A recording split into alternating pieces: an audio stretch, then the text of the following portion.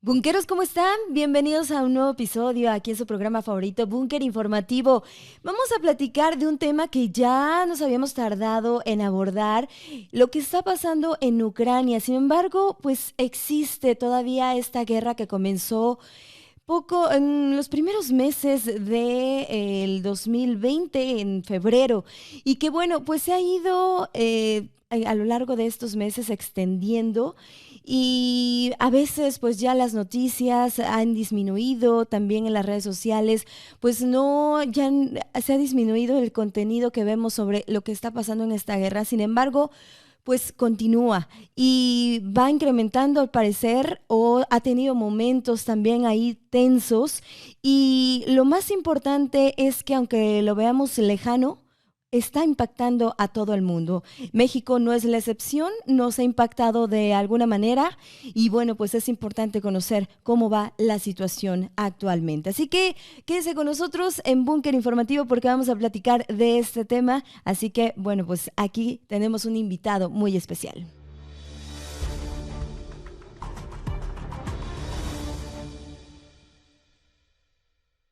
Y me da mucho gusto saludar y recibir en este estudio a Víctor Saavedra. Él es experto, permítame presentarlo, como se merece, porque él es experto en seguridad internacional, es también profesor del Instituto de Estudios Jurídicos de Jalisco, investigador de NECMAROC, el Centro Marroquí de Investigación sobre Globalización, y recientemente también ha sido ya ahí nombrado como investigador asociado en el Colegio de Estudios en Seguridad Global de la Universidad Americana de los Emiratos Árabes, con sede en Dubái. Así que tiene mucha experiencia, tiene mucho conocimiento también y bueno, pues una amplia trayectoria. Víctor, un gusto saludarte. Tengo mucho que no venías para acá, para Búnker. Sí, muchas gracias, Janet, por la invitación. Agradezco mucho al equipo de Búnker por estar aquí.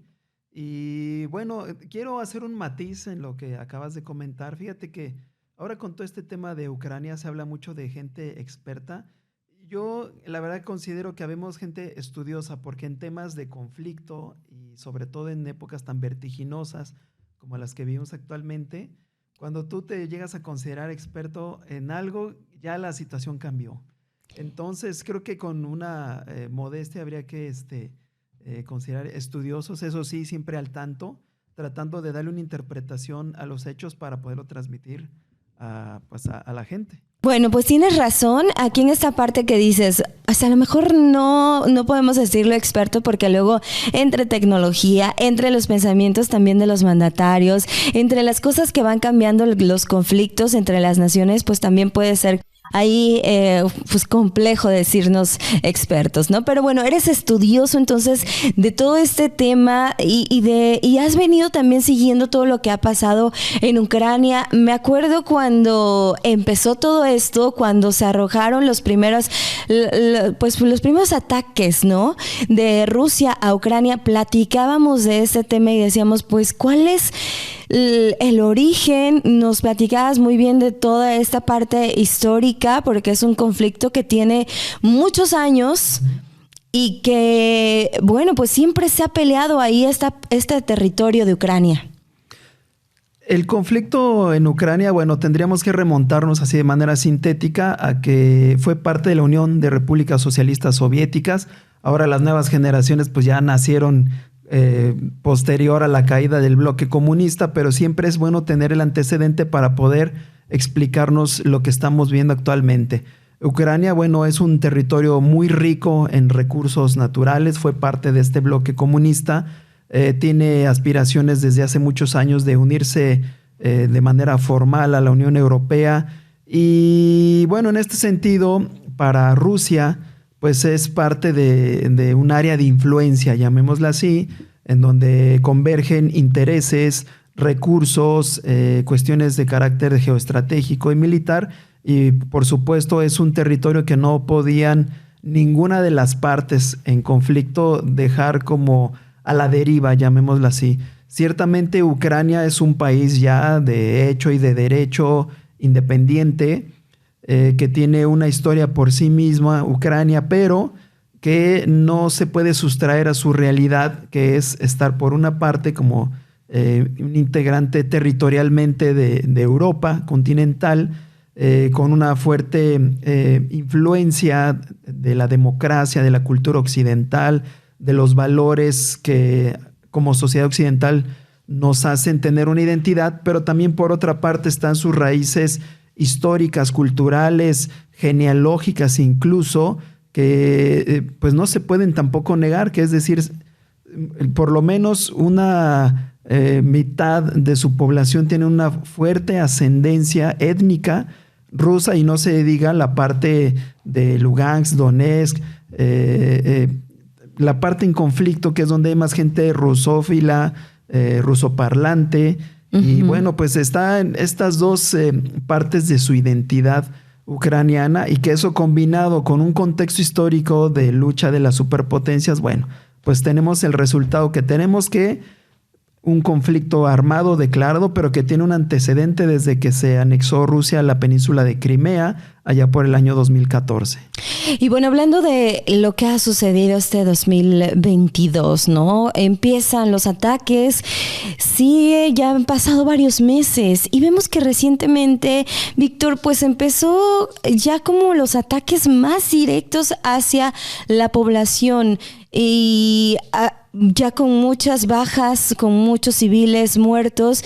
¿Qué es lo que pasó ahí? Explíquenos un poquito en qué momento ya también, Vladimir Putin, el presidente de Rusia, dice, bueno, pues vamos atacando estas zonas. Anteriormente pues se atacaban ya como puntos más estratégicos, pero ahorita ya van contra la población civil. Bueno, hay que decir que en todo conflicto armado, desafortunadamente, siempre es la población civil la que paga la peor parte. No siempre sale en los medios, no siempre se da a conocer, porque también hay que decirlo, actualmente vivimos una guerra que se libra en varios frentes. El frente militar, por supuesto, que es el que de manera directa afecta más a la población civil, pero tenemos un conflicto que también se vive en el frente de los dineros, en la economía, en la información, y en ese sentido pareciera que todo lo que sucede desde el punto de vista ruso se magnifica, toda la parte negativa, pero la verdad históricamente comprobable es que en todo conflicto siempre es la población civil, y nos podemos ir a Siria, nos podemos ir a Irak, en este momento hay un conflicto en Yemen, y hay conflicto en varias partes del mundo de las cuales no se está hablando, y donde también es la población civil la que definitivamente está más afectada.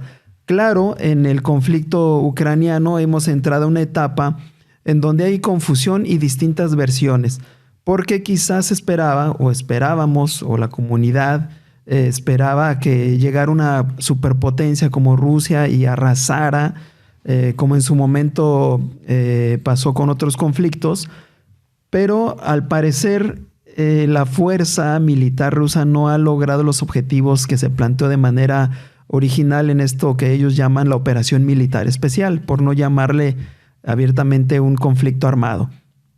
Y entonces hay quienes interpretan estos nuevos ataques hacia objetivos civiles u objetivos quizá militares en zonas predominantemente civiles como actos de desesperación por parte del Kremlin. Sin embargo, es que ante tantas versiones hay que tener mucho cuidado en ver qué es lo que está sucediendo realmente, porque también, claro, los rusos dicen, no, lo que pasa es que Ucrania está utilizando escudos humanos para intentar defender sus posiciones, y bueno, hay que ser sumamente para cuidadosos. Ponerlos como los malos a Rusia. Claro, y bueno, tenemos una guerra de versiones. Es justo, ¿no? Lo que tú también adelantabas. Una guerra que también iba a ser de información, y lo adelantaste cuando empezó todo esto, porque empezaba ya también todo este intercambio de información en las redes, en internet, en los mismos medios, en donde pues cada país daba su versión de las cosas, tanto Rusia como Ucrania, y bueno, pues no hablemos de los países que también han manifestado cierto apoyo hacia Ucrania o incluso también hacia Rusia. Es una realidad que la comunidad internacional, de manera muy reciente, en el seno de la ONU, han denunciado y calificado como actos ilegales la anexión que ahora se acaba de hacer por parte de Rusia de todas estas provincias que yo mencionaba hace rato, que son rusoparlantes y con una fuerte ascendencia étnica rusa. Se las anexionaron, en donde, por cierto, el presidente Vladimir Putin acaba de declarar ley marcial hace cosa de 24, 48 horas. Evidentemente, a la luz del derecho internacional público, pues es una ilegalidad. ¿Qué significa esa ley marcial? Lo que hace Vladimir Putin, bueno, son juegos en el ajedrez de la geopolítica, en donde dice, bueno, como ya hubo un referéndum y la gente votó por ser parte de Rusia y tener una independencia de Ucrania, que por ser rusoparlantes y por cuestiones étnicas no los han tratado bien, llamémoslo así, quieren estar bajo el cobijo de la gran madre Rusia, así lo están manejando. Bueno, como ya es territorio de nosotros porque ellos lo decidieron, entonces entramos ya de manera, digamos, más formal a proteger a la población con ascendencia rusa y declara una ley marcial. ¿Qué quiere decir? Que bueno, ya tengo un marco jurídico diferente para la operación de mis Fuerzas Armadas, puedo declarar un estado de sitio. Ahora mismo están haciendo evacuación en la zona de Jersón de población civil porque anticipan un fuerte ataque por parte de Ucrania para intentar recuperar ese territorio. Entonces, en pocas palabras, el decreto de ley marcial que acaba de firmar el presidente y de anunciar el presidente Putin, pues es un marco jurídico para la operación de sus Fuerzas Armadas, distinto al que tenía como una fuerza invasora, llamémoslo así. Oye, pero también viene pues un invierno que parece bastante crudo para toda esa zona, ¿no? Se han quedado sin energía eléctrica, pues sigue como todas estas consecuencias de la guerra, y entonces viene una temporada todavía más cruda, más difícil para toda esa zona, y eso por supuesto también la escasez en el gas y todo nos está afectando hasta acá todo el mundo. Es que, fíjate, como te mencionaba Janet, es un conflicto que se está viendo en diferentes frentes y uno de ellos, por supuesto, es el económico y el energético. Parece una paradoja que ante lo que el presidente Joe Biden de Estados Unidos declaró como sanciones catastróficas contra Rusia por parte de Estados Unidos y sus aliados, pareciera que se está revirtiendo o al menos está afectando también a quienes impusieron las sanciones. Y dos ejemplos muy claros: Estados Unidos tiene una inflación como no la había visto en muchos años, lo cual, hay que decirlo, está afectando fuertemente la presidencia y la popularidad del presidente Joe Biden. Se acercan las elecciones. Al grado de que ahora el próximo martes 8 de noviembre el pronóstico es que los republicanos se hagan del control del Congreso. Del Congreso, de la Cámara de Representantes, con todas las implicaciones que eso va a tener para la renovación o el intento de renovación de la presidencia por parte de los demócratas en 2 años. Y además acaban de anunciar también una parte del Partido Republicano que en caso de que ellos ganen el control de la Cámara de Representantes van a recortar el apoyo a Ucrania, porque hay que recordar el contexto, Janet, y el contexto es la renacionalización que está permeando en el mundo. Es decir, ante la incertidumbre que este conflicto en Ucrania está revelando, está siendo evidente, los países están transitando hacia un aseguramiento de sus recursos para sí mismos, y Estados Unidos no es la excepción. Ahí tenemos el America First de Donald Trump que prevalece, porque hay un trumpismo, no sabemos si con Trump o sin Trump en un futuro, pero hay un fuerte movimiento que dice, a ver, nosotros en Estados Unidos, ¿por qué tendríamos que estar apoyando tanto a un país como Ucrania? Digo, ya desde Trump lo anunciaba esto de ¿qué tenemos nosotros que hacer en Siria? ¿Qué tenemos que hacer? Claro, Afganistán, y Afganistán, etcétera. Claro, es una lectura muy sintética en este momento, que es mucho más compleja de lo que parece, pero ya hay un anuncio por parte de los republicanos de, bueno, en caso de nosotros ganar, vamos a revisar este apoyo que se le está dando millonario a Ucrania, porque bueno, hay que ver hasta dónde nos está afectando, nos está favoreciendo. Claro, Estados Unidos es parte de la OTAN, es impulsora de la OTAN, y hay muchas cosas en juego, pero de entrada ya el mero hecho de que pongan a consideración el apoyo a Ucrania, pues es una señal que hay que tomar en cuenta, y el principal afectado ahorita pues es el presidente Biden. Enseguida Europa. Europa, como bien lo mencionas, está a punto de entrar al invierno. Se ha cerrado la llave del gas ruso. Hubo estos ataques a los gasoductos Nord Stream y Nord Stream 2 que han encarecido los energéticos y han hecho, entre otras cosas, Janet, que por ejemplo Alemania ponga a revisar su política energética. Ellos ya estaban transitando hacia las energías verdes, acaban de ponerlo en pausa y están reactivando sus centrales nucleares porque estaban ya dependiendo mucho del gas ruso. Y ahora, ante esa ausencia de energético por parte de Rusia, que se está supliendo de otras fuentes pero a un precio mayor que están pagando los contribuyentes, y eso le ha valido al canciller alemán muchas protestas masivas, pues entonces están viendo la manera de cómo van a enfrentar el invierno ante esta ausencia o carestía de los energéticos, principalmente del gas. Se viene difícil la situación entonces. ¿Y a México? ¿Qué pasa con nosotros aquí? De alguna manera, pues sabemos que es un efecto dominó, en donde pues el tema económico principalmente no es lo que aquí nos afecta, porque pues tú nos lo sabrás decir como un poquito mejor, pero pues se está encareciendo todo y la inflación está de manera brutal en todos los países, en prácticamente todo el mundo. De entrada, un conflicto, y sobre todo un conflicto, Janet, en donde hay una amenaza ya expresada, en este caso por el presidente Vladimir Putin, de hacer uso de armas nucleares. El mero hecho de ese anuncio implica incertidumbre, zozobra, que claro, frena inversiones, frena el crecimiento de empresas. ¿Por qué? Porque la gente, desde quien tiene un salario hasta quien tiene una empresa, quien tiene bonos en la bolsa, quieren esperar a ver qué va a pasar. Porque hay incertidumbre, no hay certeza de lo que sucede en el futuro, y eso te hace que por lo menos, por lo pronto, tú te esperas. Y eso, pues, obviamente, al no haber inversiones, pues no hay crecimiento, y esto va generando como una de tantas consecuencias, pues carestía y por ausencia de productos, de servicios energéticos.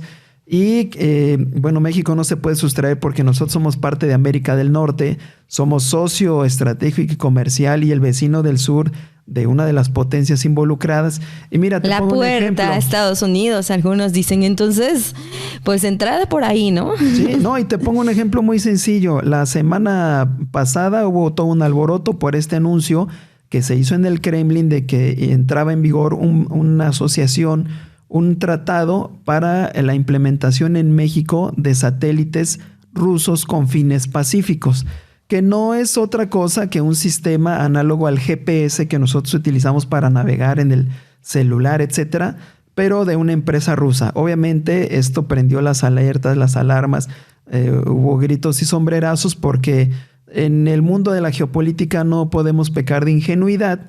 Y pudiera ser porque todo es posible o no es posible, que la instalación o el mero hecho de que México se sumara a un sistema de satélites rusos pudiera ser utilizado para espiar a nuestro vecino del norte, lo cual nuestro vecino no lo va a permitir. Por supuesto de ninguna manera. No. Y entonces ahí de una manera colateral ya México está, como diríamos vulgarmente, en el baile.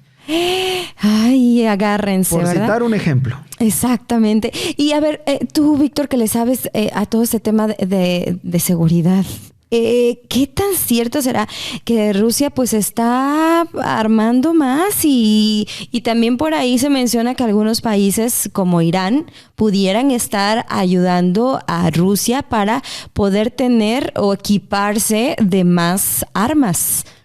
Es una realidad y es muy complejo, Janet. Fíjate, te voy a poner un caso específico.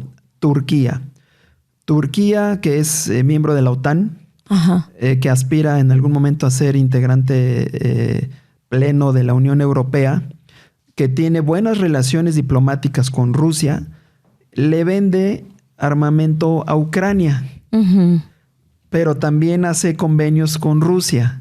Y entonces, en este sentido parecido, está Irán. Irán definitivamente es enemigo de Occidente, no tiene nada que ver con la Unión Europea, también es objetivo de múltiples sanciones, pero también está empezando a abastecer a Rusia con drones en específico, porque, bueno, Rusia se ha enfrentado y es parte de lo que muchos estudiosos estamos tratando de elucidar qué pasó con esa maquinaria bélica rusa que se esperaba invencible y avasalladora, pero que se ha visto frenada por una fuerte resistencia ucraniana, que también hay que decirlo que ha sido apoyada fuertemente con recursos y equipamiento militar por parte de Occidente, pero que al final del día está haciendo que Rusia no tenga el avance o los objetivos, que no alcance los objetivos planteados, y entonces empieza a echar mano de países aliados como Irán, que le puede proveer de una parte de armamento que le pueden servir en el terreno. Obviamente Irán no tendrá quizá la aviación que tiene Rusia con sus aviones Sukhoi, no tendrá la tecnología para misiles de largo alcance, mucho menos misiles hipersónicos, pero tiene artefactos sencillos, entre comillas, como son drones, que en el terreno le pueden ser muy efectivos a Rusia. Entonces, hay una interrelación y un juego de alianzas que pues hay que seguir muy de cerca porque pueden tener muchas implicaciones. Y te pongo otro ejemplo también de algo que se esperaba y lo que me lleva al tema de que cómo la política se sigue haciendo como hace 2000 años, Janet. Las petromonarquías que siempre han sido aliadas de Washington, también en días pasados votaron en contra de ampliar la oferta petrolera, lo cual tuvo como consecuencia que el petróleo se encareciera, subiera el precio del barril de petróleo. Y obviamente esto a Washington le cayó terriblemente mal porque además afecta, como ya mencionaba, las aspiraciones de los demócratas de mantener el control del Congreso. Pero luego tú te vas a revisar y dices, bueno, quizá como una hipótesis puede ser que aquí esté prevaleciendo más que un interés geoestratégico por parte en específico de Arabia Saudita, que subyace un asunto personal, porque hay que recordar que el presidente Joe Biden llamó al actual príncipe heredero Mohammed bin Salman, lo llamó un paria, lo llamó un bandido a raíz del asesinato del periodista Khashoggi en la embajada de Arabia Saudita en Turquía. Entonces, bueno, una de las hipótesis es que ahora se sacó como una manera de represalia al príncipe heredero. Bueno, pues, entonces no tengo por qué ayudarte, me has llamado paria, me has denostado de manera pública a niveles incluso personales, pues entonces yo tampoco te ayudo. Y nos lleva, Janet, una primera reflexión que quisiera dejar sobre la mesa, es que este conflicto está siendo más que evidente que a pesar de que la humanidad en 2000 años ha avanzado mucho y sobre todo en los últimos 200 años en el dominio de los elementos, en la ciencia, en la técnica, etcétera, pero seguimos haciendo política como hace 2000 años, con decisiones viscerales, con decisiones incluso contrarias a la razón o a la claro, de unos cuantos. Y es que, pues aquí vemos que cada país o cada líder, pues va navegando con sus propios o bajo sus propios intereses políticos, sociopolíticos, económicos y demás. Y bueno, pues así va a seguir. Creo que también es una guerra ahí de que a ver quién demuestra ser el mejor y quién tiene más poder y quién tiene más dinero y etcétera, etcétera. Y entonces, bueno, pues se llevan ahí, como dicen, entre las patas, pues a mucha gente, ¿no? Nos llevan, Janet, porque el primer impacto que cualquier ciudadano común sentimos de este conflicto, pues es lo que mencionabas, la inflación. O sea, tú ya vas al súper y todo te cuesta más, cada 8 días o cada 15 que vas al súper ya todo te cuesta más, como consecuencia, entre otras cosas, de este conflicto y de la incertidumbre en la cual está el mundo por el epicentro que actualmente pues es Ucrania. Víctor, ¿cuándo se va a acabar la guerra? Pues yo creo que nunca, porque los seres humanos, como lo mencionaba, hemos aprendido de mucho, de la ciencia y de la técnica, pero logramos sorprendernos más cada vez cuando intentamos ser mejores como especie. En específico, si te refieres al tema ucraniano, yo confío, espero, quizá es un deseo ingenuo, pero yo confío en que en estos sistemas de pesos y contrapesos geopolíticos llegue el momento en que se sienten a negociar las grandes potencias, que actualmente son 3, y digan, a ver, pues un conflicto nuclear a nadie le conviene, a nadie. Ahí nadie va a ganar. todos van a perder y el primero que perdería, me parece, sería Rusia, y el apoyo que llegue a tener de la comunidad, de un sector de la comunidad internacional, porque en un conflicto nuclear es el acabose de la humanidad y de la civilización. Pero yo espero que lleguen a negociar, y finalmente se oye crudo, Janet, pero la política a nivel internacional es negociación y reparto del mundo, así de crudo es. Entonces, en ese sentido, yo creo y espero que en algún momento se sienten a negociar, que no escalen más la retórica, las amenazas, los amagos, porque puede alguien cometer algún error de cálculo y esto puede crecer, lo cual no beneficia absolutamente a ninguna de las partes. Y las primeras perjudicadas son las personas, la sociedad civil, los niños, las niñas, etcétera.